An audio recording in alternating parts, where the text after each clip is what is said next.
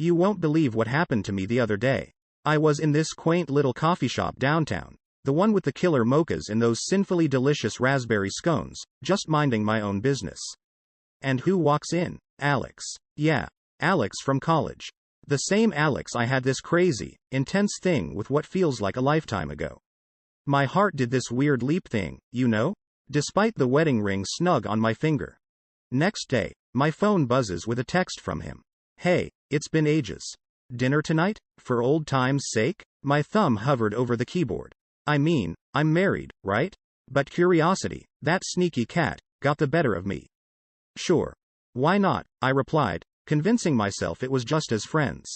So, dinner. We end up at this cozy Italian place, and Alex is all charm and smirks, reminiscing about our college shenanigans.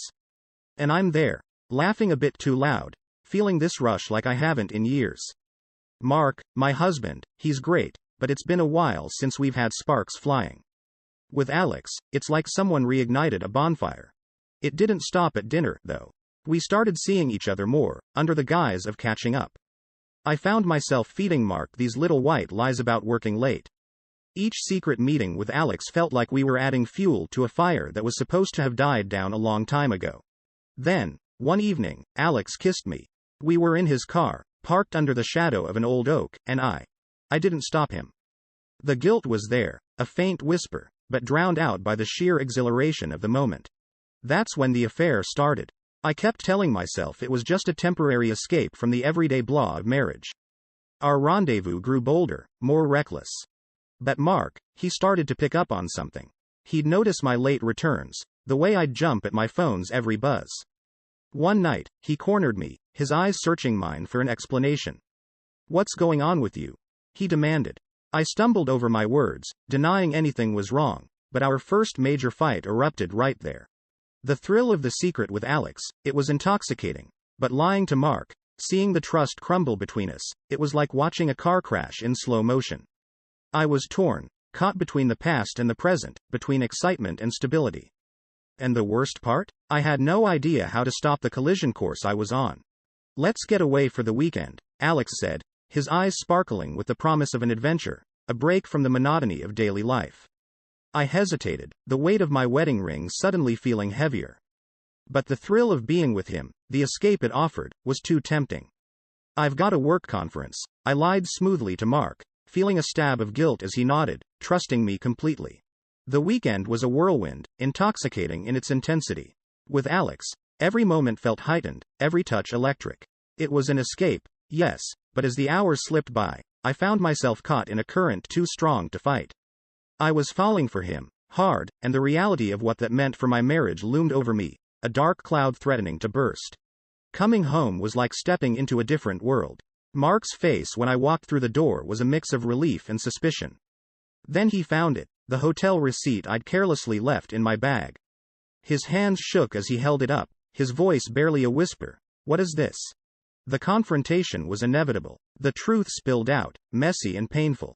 Mark's devastation was palpable, his pain a physical force that threatened to suffocate me. Who is it? He asked, already knowing the answer. Is it him, Alex? I nodded, the word, yes, feeling like a betrayal. Then came the ultimatum, me or him. In a moment of sheer panic, fueled by a misguided belief that Mark and I could somehow navigate through this, I chose Alex. Moving out was surreal. Mark's heartbreak was a constant echo in my mind, but I pushed it away, convincing myself that this was for the best, that happiness with Alex was worth the sacrifice. Yet, as the novelty of our new life together began to fade, so did the illusion of our perfect future. Living with Alex wasn't the dream I'd thought it would be. The adventure turned mundane, and his attention started drifting. I could feel him pulling away, the connection we had fraying at the edges. Then, the bombshell, I wasn't the only one. Alex was seeing someone else. The revelation shattered me, yet I couldn't let him see the depth of my pain. My pride wouldn't allow it. The fall from grace was brutal. The life I'd envisioned with Alex crumbled before my eyes, leaving me to confront the harsh truth of my choices.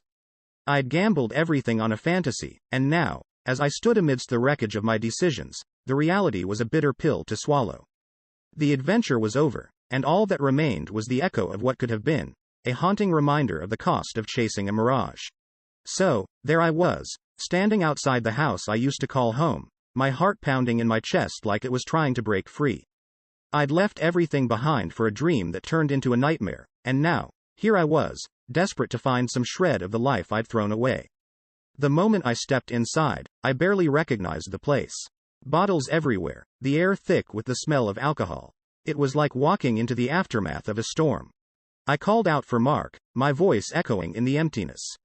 When he finally appeared, the man standing before me was a shadow of the husband I'd left behind.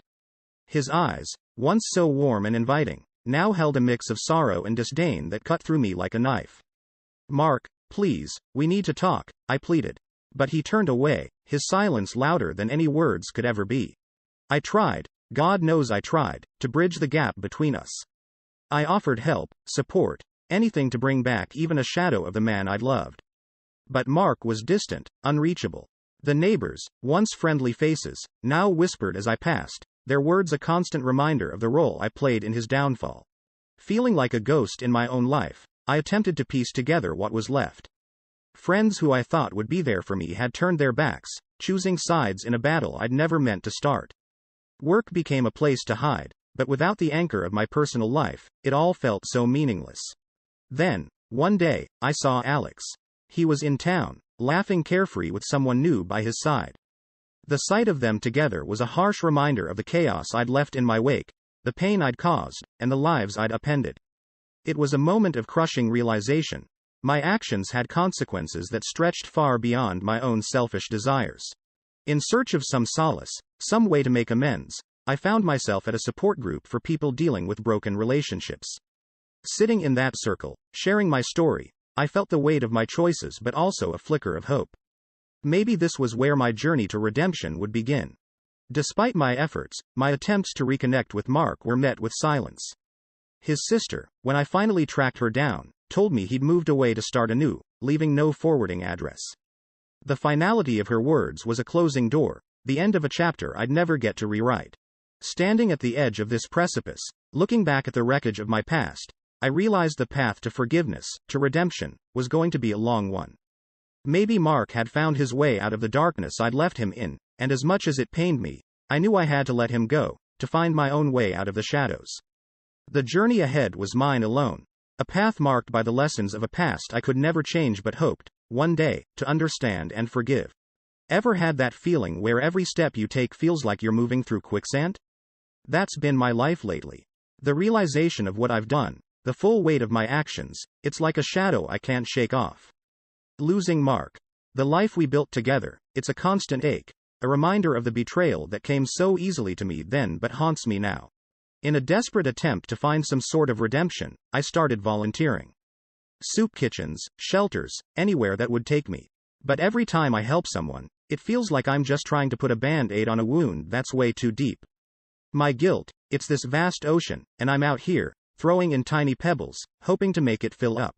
Then, one day, a mutual friend drops the news like a bomb. Mark's doing better, found some peace in a new town, working on his recovery. You'd think I'd be happy, right? But no, it's like this bitter pill I can't swallow. I'm glad for him, really, but it also feels like I'm mourning someone who's still alive. My actions drove him to his lowest, and now he's clawing his way back up without me.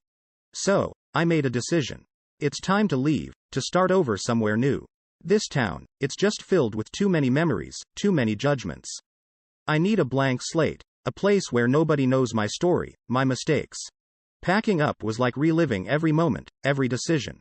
Then, I found it, a photo of Mark and me, from a time when smiles were easy and love was simple. It hit me hard, the realization that some things, once broken, can never really be put back together. My last night in town, I wandered past all our old spots. The coffee shop where we had our first date, the park bench where he proposed. It felt like I was walking through a museum of my own happiness, now just echoes of a past life. The night air was thick with goodbyes, each step a farewell to a chapter of my life I closed with my own hands. Before I left, I wrote Mark a letter. It was everything I couldn't say out loud, an apology, an explanation, a farewell. I left it with his sister, not really expecting a reply, but needing him to know that I was sorry, that I understood the pain I caused, and that I wished him all the happiness he deserves, happiness I know now I can't be a part of. The morning I left, the town was shrouded in mist, like it was hiding from the dawn. I drove out with my life packed in boxes, a heart heavy with regrets, and a hope that maybe, just maybe, starting anew was the first step towards forgiving myself.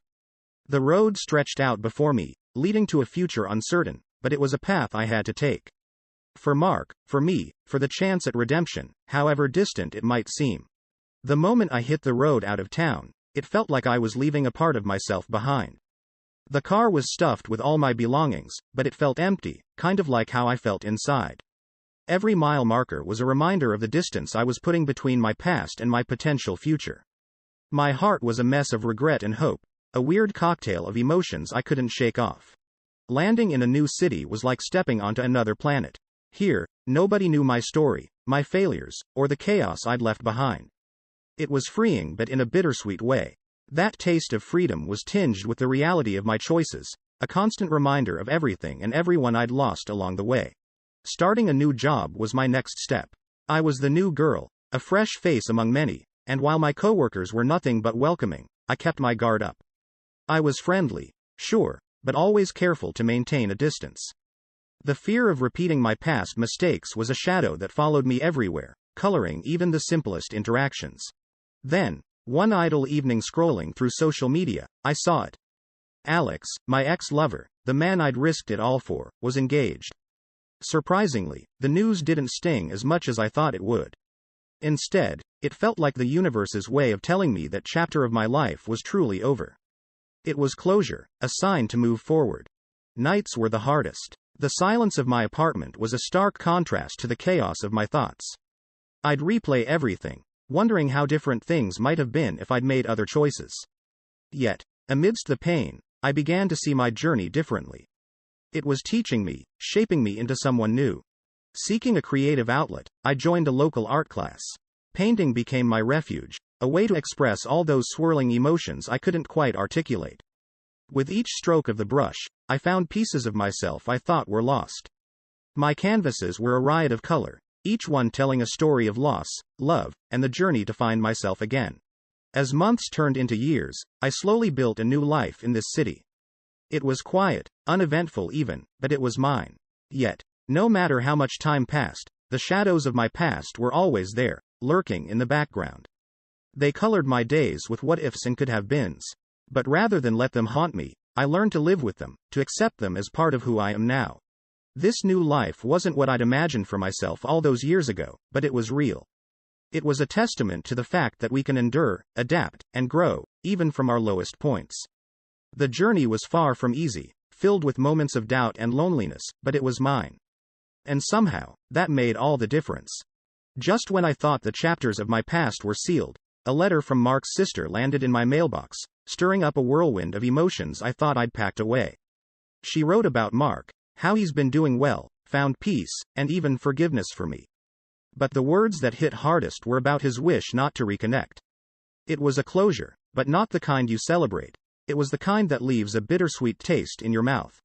In an attempt to find some redemption, some way to make up for the chaos I'd caused, I threw myself into volunteering.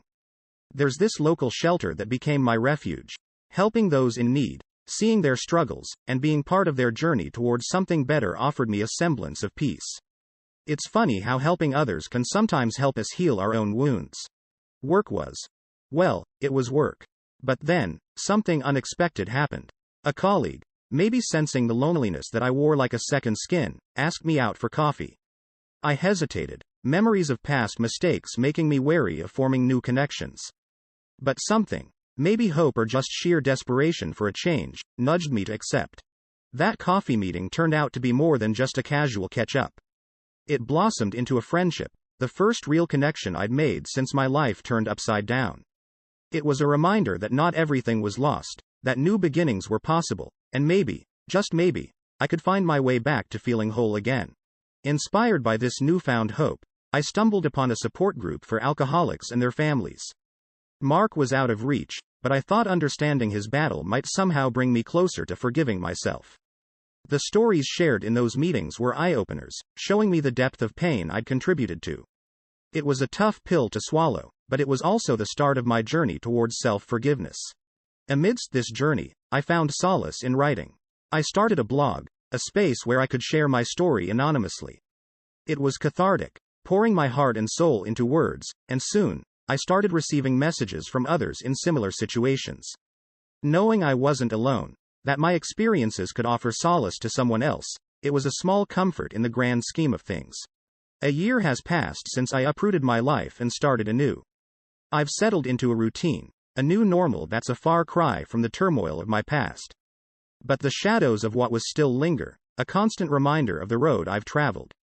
Learning to live with my past, embracing it as part of who I am, has been a challenge.